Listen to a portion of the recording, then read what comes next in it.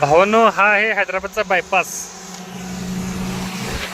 Truck ड्रायव्हरांना तर हैदराबादच्या बायपासची पूर्ण माहिती असेलच. तरी पण जे कोण नवीन आहेत आणि ज्यांना माहिती नाही त्यांची थोडीशी माहिती.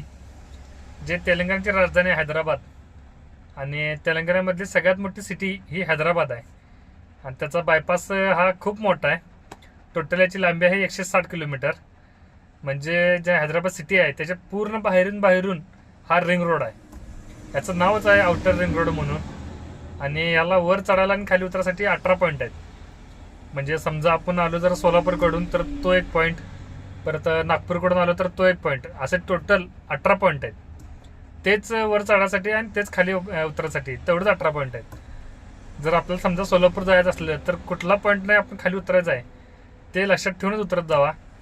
जर कोणता पॉईंट विसरला तर त्याच्या पुढच्या पॉईंटनं जाऊन युटर्न मारून परत आपली गाडी आणायला लागत्या.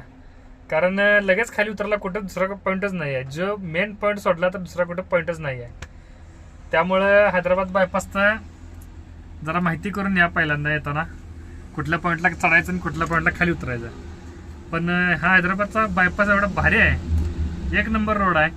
टोटल हा 4 लाईनचा रोड आहे. जे म्हणजे आपल्याला जायचं आहे ते 4 लाईन आहे आणि पलीकडे म्हणजे 4 लाईन. टोटल 8 लाईनचा रोड आहे हा. 2 लाईन ट्रकसाठी आणि 2 लाईन कारसाठी. त्यामुळे आपल्याला कुठे जाम लागत नाही, काय लागत नाही. एकदम टापूटाप रोड आहे. आणि टापूटाप रोड सारखं आहे, टोल पण तसंच आहे, टापूटाप आहे. जेवढं जास्त आपण गाडी या बायपासवर पार करतोय तेवढं टोल जास्त आहे रोडला. जिथनं आपण वर चढतोय तिथून टोल चालू होतोय आणि जिथं आपण खाली उतरतोय तिथं लास्टचा टोल नाका घेतात आणि तिथून आपलं एंड होतं टोल नाका. तर आपल्या ड्रायव्हरचे अपडेट बघण्यासाठी नक्की फॉलो करा आपल्याला. पुढच्या वेळी पण असं आपण माहिती देत जाऊ. तर चला, ओके.